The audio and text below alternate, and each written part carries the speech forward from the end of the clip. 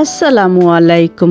অনেক সময় বাড়িতে মাংস রান্নার পর সব খাওয়া হয় না, কিছু থেকে যায়। আর এই অবস্থাটা হয় মেহমান আসলে। এই রকম থেকে যা মাংস দিয়ে খুব সহজে চট জলদি আর টেস্টি একটি খিচুড়ি তৈরি করে ফেলা যায়। চলুন আজ এই রকমই একটি খিচুড়ি রান্না করি।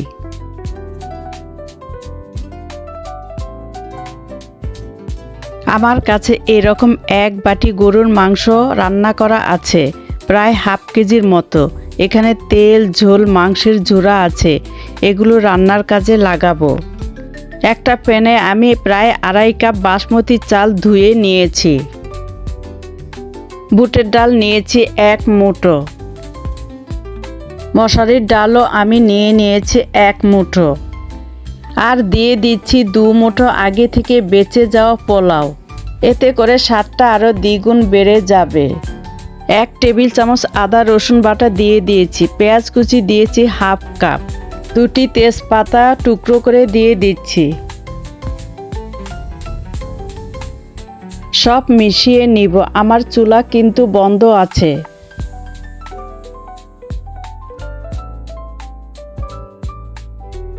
এবার অ্যাড করব পানি। 1 লিটার ফুটন্ত গরম পানি ব্যবহার করছি। এই খিচুড়িটা পাতলা বা বোনা হবে না, একটু টাইট বা মাখো মাখো হবে।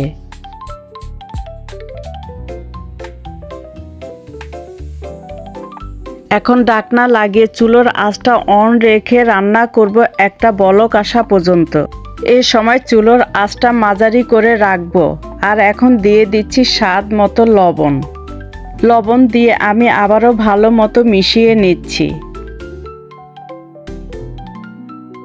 আবারও ঢাকনা দিয়ে চুলোর আঁচ কমিয়ে রান্না করব ডাল চাল ফুটে আসা পর্যন্ত। এই তো আমি ফিরে এলাম প্রায় 20 মিনিট পর। খিচুড়ি কিন্তু হয়ে গিয়েছে। এখন দিয়ে দিব আগে থেকে বেঁচে যাওয়া মাংসটুকুন দিয়ে আমি এখন ভালোভাবে মিক্স করে নিচ্ছি।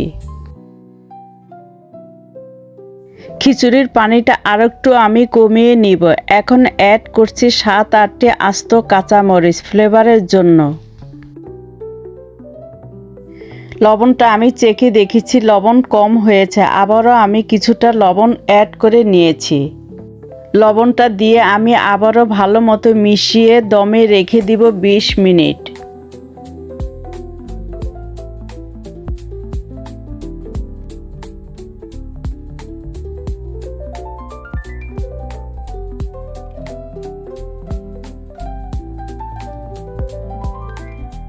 খিচুড়িটা আমার সুন্দর মতো হয়েছে। আমি যেমনটা চেয়েছি তেমনটাই হয়েছে।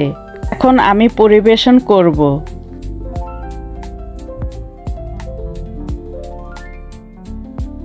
এই খিচুড়িটা আচার বা আচারের তেল বা টমেটোর সালাদ দিয়ে খেতে খুব ভালো লাগে।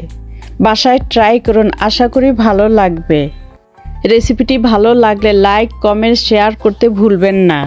পরবর্তী রেসিপি দেখার আমন্ত্রণ রইল। ততক্ষণ পর্যন্ত ভালো থাকবেন। আল্লাহ হাফেজ।